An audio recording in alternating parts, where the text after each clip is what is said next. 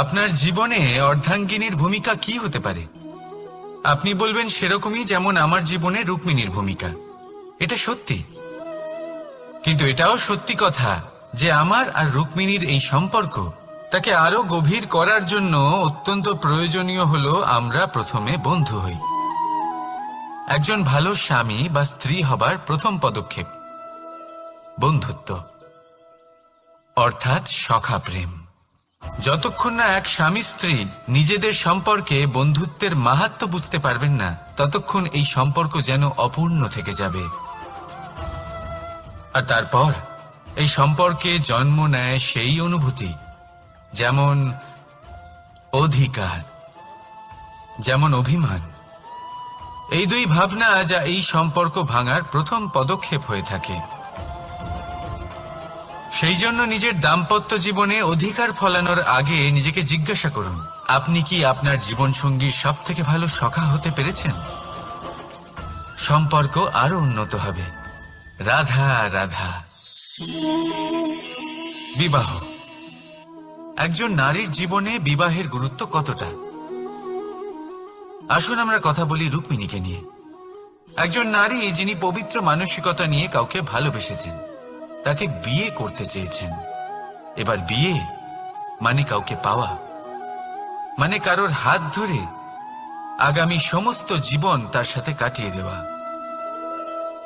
এবার আমার হাত ধরে রুক্মিণী বিয়ের সুখ তো নিশ্চয়ই পেয়েছে, কিন্তু ওর এই প্রেমের যাত্রা এর অন্ত হলো না, বরং তা শুরু হলো। এবার রুক্মিণীর জীবনে সেই অধ্যায় শুরু হয়ে গেছে যেখানে ওকে সেই মানুষকে বুঝতে হবে যার হাত ধরে সমস্ত জীবন অতিবাহিত করার সিদ্ধান্ত নিয়েছে সে। এবার এরকম একটা সময় প্রত্যেকের জীবনে এসে থাকে। প্রত্যেকের মানে আপনারও। আপনার জীবনেও এমন এক সময় আসবে, তার জন্য তৈরি থাকুন। নিজের মনে যা যা বিকার আছে তা কোথাও ত্যাগ করে আসুন, আর পরিশুদ্ধ ভালোবাসা দিয়ে, পবিত্র মন দিয়ে নিজের জীবন সাথীকে বোঝার চেষ্টা করুন, কোনো আশা না রেখে। যদি এরকম করতে পারেন তবেই কঠিন পরীক্ষায় উত্তীর্ণ হবেন, নয়তো নয়। রাধা রাধা। অনেকে আমাকে অনেকবার জিজ্ঞেস করেছেন যে কানাই, রুক্মিণী হলো তোমার অর্ধাঙ্গিনী, তাহলে কেন ওর এই যাত্রা এত কঠিন হলো? কেন তোমার এই অগাধ অখণ্ড ভালোবাসা পাওয়ার জন্য ওকে এত কঠিন পরীক্ষার সম্মুখীন হতে হলো? আসুন আমি আপনাকে একটা কথা বোঝাই। অগাধ অখণ্ড ভালোবাসার এই পথ তা তো কঠিনই হবে। এবার এরকমই এক যাত্রা করতে হয়েছে রুক্মিণীকে, পরিশুদ্ধ ভালোবাসা বুঝতে পারার যাত্রা। এমন ভালোবাসা যা কিনা ক্রোধ, ভয়, মোহ, অধিকার, অহংকার, হিংসা এই সমস্ত বিকারের ঊর্ধ্বে। এবার এই যাত্রায় ওকে সাহায্য করবে রাধা। আর শুধু তাই নয়, আমি আপনাকে বলি, সংসারের প্রত্যেক নারী এই যাত্রা করে থাকেন। এবার যে নারী এই যাত্রার শেষ পর্যন্ত পৌঁছতে পারেন, তিনি এক উচ্চ স্তরে পৌঁছে যেতে পারেন, যেখানে তাকে বলা হয় অর্ধাঙ্গিনী। রাধা রাধা। সাফল্য। সাফল্য এই পৃথিবীতে কে না পেতে চান? প্রত্যেক মানুষ চান যেন সাফল্য নিজে এসে তার কাছে ধরা দেয়। এবার সাফল্য তাদের কাছে এসে ধরা দেয় যারা নিজের পা ধরাতলে রেখে চলেন, যারা স্বপ্নের জগতে বিচরণ না করে বাস্তবের মাটিতে পা রেখে চলেন, এবং তাও দৃঢ়তার সাথে। সাফল্য তারা পান না যারা বাড়িতে বসে বসে শুধু স্বপ্ন দেখেন। সাফল্য নিজে থেকে তাদের কাছেই আসে যারা নিরন্তর চেষ্টা করেন, যারা পরিশ্রম করেন আর নিজের এই জীবনকে অন্যের কাছে সফল করে দেখান। তাহলে সিদ্ধান্ত হলো আপনার। সফল সবাই হতে চান, স্বপ্ন সবাই সার্থক করতে চান। স্বপ্ন তখনই সার্থক হয় যখন পরিশ্রম করবেন, আর সাফল্য তখনই আপনার সাথে থাকবে যতক্ষণ আপনি বিনম্র থাকবেন। তাহলে আসুন আমার সাথে ভালোবেসে বলুন, রাধা রাধা। আপনি কখনো কোনো ঝর্ণার ধারে বসে থাকুন আর সেই ধ্বনি শুনতে থাকুন। আহা হা হা, সেই ধ্বনি মনকে শান্ত করে দেয়, আমাদের মধ্যে এক আনন্দের সঞ্চার করে। একেই আমি বলি নৈসর্গিক সঙ্গীত। কখনো ভেবে দেখেছেন এই সঙ্গীত উৎপন্ন করার জন্য জলকে কত পরিশ্রম করতে হয়, কি না করতে হয়? ভেবে দেখুন সেই জল কোথা কোথা থেকে পড়েছে, কত কত পাথরের সাথে ধাক্কা খেয়েছে, কত তীক্ষ্ণ পাথরের সাথে সম্মুখীন হয়েছে, তাকে কিভাবে পার করেছে, নিজের শরীরের সাথে লেগে থাকা সেই পাথরের সাথে কিভাবে সংঘর্ষ করেছে, কিভাবে সামনে এগিয়েছে। ভাবুন, এই সব কিছু হওয়ার পরেই সেই সঙ্গীত উৎপন্ন হয়েছে। এই ঝর্ণার এই মধুর সঙ্গীত কখনো আপনার কান পর্যন্ত পৌঁছতই না যদি সেই জলের বিরোধিতা করার জন্য সেই পাথর না থাকত। এর সারমর্ম কি হতে পারে? সারমর্ম হলো একটাই, এই সব বাধার সম্মুখীন হন, এদের থেকে দূরে পালাবেন না, কারণ এই বাধা হলো নৈসর্গিক। সবার জীবনে এই বাধা রয়েছে, তার সম্মুখীন হন, জীবনে সামনে এগোন। আর আপনিও নিজের ভেতর থেকে সৃষ্টি করুন এই নৈসর্গিক সঙ্গীত, আর এই সংসারে ছড়িয়ে দিন শান্তি আর প্রসন্নতা। রাধা রাধা। প্রত্যেক মানুষ নিজের জীবনে হীরক তথা হিরে এবং দর্পণ এই দুই দেখেছেন। এই দুই হলো সাদা এবং এরা দুজনেই আলোর প্রতিফলন ঘটায় এবং এরা দুজনেই উজ্জ্বল হয়ে ওঠে। আপনি হয়তো মনে মনে ভাবছেন যে এটা কি ধরনের তুলনা করছি। একটা হিরে তো রত্ন, তার মূল্য দর্পণের থেকে অনেক গুণ বেশি, কিন্তু হিরে থাকাতে দর্পণের মূল্য কিন্তু কোনো অংশে কমে যায় না, তাই না? মানুষ যখন হিরে নিজের হাতে নেয় তখন সবার আগে কি খোঁজে? দর্পণ, যাতে তার মধ্যে দিয়ে দেখে সে বুঝতে পারে যে সেই হিরে আদৌ তার শোভাবর্ধন করছে কিনা, তাকে ভালো দেখাচ্ছে কিনা, প্রসাধনের জন্য সেটা ব্যবহার করা ঠিক হবে কিনা।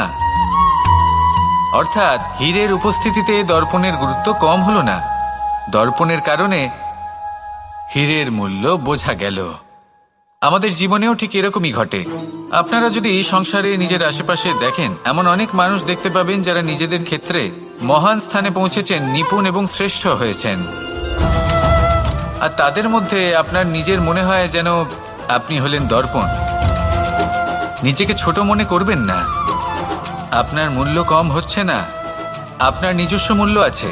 আর যদি আপনার অস্তিত্ব না থাকে তাহলে ওনাদের অস্তিত্বের মূল্য সংসার বুঝতেই পারবে না। জীবনে সবসময় চেষ্টা করবেন যাতে আপনি আরো বেশি শ্রেষ্ঠ হয়ে উঠতে পারেন। আপনি নিজে যে স্থানে আছেন সেটাকে ছোট মনে করবেন না, তারও নিজস্ব একটা মূল্য আছে। যদি আপনি হিরে হয়ে থাকেন তাহলে অহংকার করবেন না, যদি আপনি দর্পণ হয়ে থাকেন তাহলে নিজেকে ছোট মনে করবেন না। আসুন আর আমার সাথে ভালোবেসে বলুন, রাধা রাধা। মানুষ যখন এই সংসারে প্রবেশ করে অর্থাৎ জন্মগ্রহণ করে তখন নিশ্চিন্তে থাকে, আনন্দে থাকে, কিন্তু যেই মাত্র তার মধ্যে বোধশক্তি আসে তখন সে চিন্তা করতে শুরু করে। চিন্তা ভবিষ্যতের, সেই সমস্ত বিষয় নিয়ে চিন্তা করে যা ওর হাতে নেই। তারপর বড় হয়, বিবাহ সম্পন্ন হয়, গৃহস্থ জীবন যাপন করে, তারপর আবার চিন্তায় মগ্ন হয়ে যায়। ভাবে, এই যে আমার পরিবার, আমি কি ঠিকমতো তার খেয়াল রাখতে পারছি? কাল যখন আমি এই সংসার থেকে চলে যাব তখন আমার এই পরিবারের দেখাশোনা কে করবে? শেষ পর্যন্ত এই পরিবার তো আমারই উত্তরদায়িত্ব। যাক, আপনাকে একটা প্রশ্ন করি। এই সংসারে আসার পূর্বে আপনি কি এই প্রশ্ন করেছিলেন, এটা ভেবেছিলেন যে আমাকে ছাড়া এই সংসার কিভাবে চলবে? করেননি, তাই তো? তাই আপনার এটা নিয়ে দুশ্চিন্তা করার প্রয়োজন নেই যে আপনি যখন এই সংসার ত্যাগ করে চলে যাবেন তখন কি হবে। আপনি যখন ছিলেন না তখনও এই সংসার চলছিল, আপনি যখন এই সংসার ত্যাগ করবেন তখনও এই সংসার চলতে থাকবে। যদি কোনো বিষয়ের প্রভাব থাকে তা হলো আপনার আজকের তথা বর্তমানের কর্ম, অর্থাৎ আজ আপনি কি করছেন, কার জন্য মঙ্গল করছেন, কাকে প্রেরণা দিচ্ছেন, কাকে সাহায্য করছেন, কোন উদাহরণ প্রস্তুত করছেন। আপনি এই সংসারে যে ছবি অঙ্কন করবেন সংসার সেটাই মনে রাখবে। তাহলে শুধু সৎকর্ম করুন, মঙ্গল করতে থাকুন, আর আমার সাথে ভালোবেসে বলুন রাধা রাধা। একবার একটা শেয়াল বনে বিচরণ করছিল। ও একটা ছোট্ট শাবক দেখতে পেল। ও ভাবলো, আজ একেই আমি খাবার হিসেবে গ্রহণ করব। আশেপাশে দেখলো কেউ দেখছে না, তো কেউ ছিল না, আর সেই শাবকের ওপর আক্রমণ করলো, যা হলো একটা ঘোর অপরাধ। বনের নিয়ম অনুসারে আপনি কখনোই শাবকের ওপর আক্রমণ করতে পারেন না। তারপর এই খবরটা যখন রাজা সিংহ জানতে পারলেন, সভার আয়োজন করলেন। কিন্তু সেখানে শেয়াল বলল, আমি তো এরকম কিছু করিনি, কিন্তু যদি আপনি এরকম বলেন কোনো প্রমাণ দিন, এর কোনো সাক্ষী আছে? তখন রাজা সিংহ পেঁচাকে ডেকে পাঠালেন, যে সেই মুহূর্তে বৃক্ষের শাখার ওপর বসেছিল। সে সব কিছু দেখেছিল।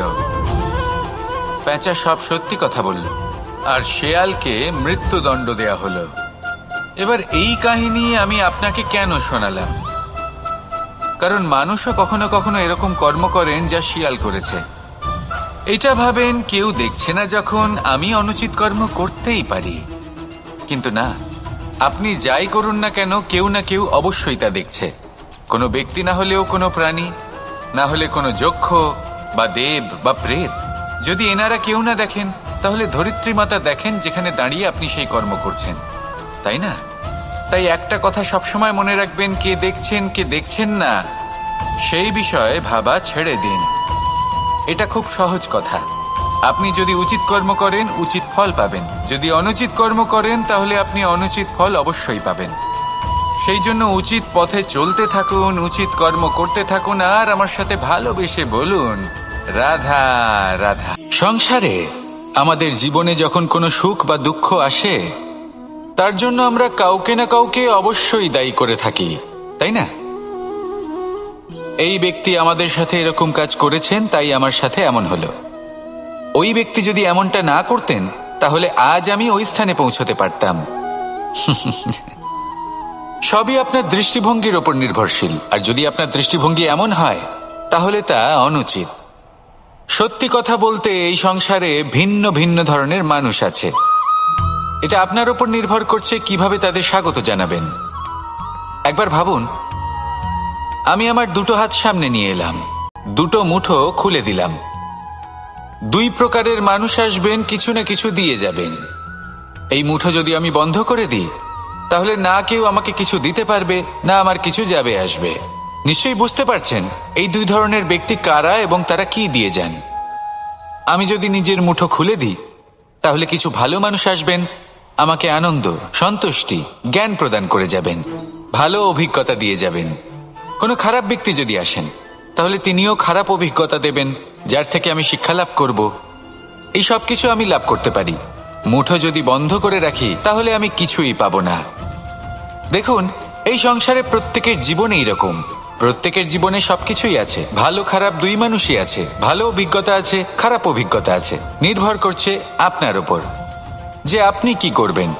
এনাদের স্বাগত কিভাবে জানাবেন, কার থেকে কি বুঝবেন, কি শিখতে পারবেন, আর কোন দৃষ্টিভঙ্গি নিয়ে অগ্রসর হবেন। এটাই নির্ধারণ করবে যে আপনার জীবন কেমন হবে। আসুন আমার সাথে ভালোবেসে বলুন রাধা রাধা। সুখ, দুঃখ এবং শক্তি, এই তিন হলো এই সংসারের ত্রিদেবের মতো। আমাদের জীবনে যা কিছু ঘটছে, এই তিনটির ভিত্তির উপরেই হচ্ছে। আসলে এই সংসারের একটা নিয়ম আছে। যখনই আপনি কিছু লাভ করেন, এই সংসার আপনার পরীক্ষা নেয়। এটা জানার জন্য আপনার পরীক্ষা নেয় যে আপনি যা কিছুই লাভ করেছেন, আপনি কি আদৌ সেটার যোগ্য কিনা। ঠিক সেইভাবেই এই সুখ, দুঃখ এবং শক্তি আপনার পরীক্ষা নিয়ে থাকে। যখন সুখ আসে, তখন সে আপনার পরীক্ষা নেয় যে আপনার মধ্যে অহংবোধ জাগ্রত হয়নি তো। যদি অহংবোধ চলে আসে, তাহলে সুখ সেখানেই সঙ্গ ত্যাগ করে। দুঃখ আপনার ধৈর্যের পরীক্ষা নিতে থাকে। আর যদি আপনার মধ্যে ধৈর্য না থাকে, তাহলে এটা আপনাকে আরো বেশি দুঃখের গভীর অন্ধকারে ঠেলে দেবে।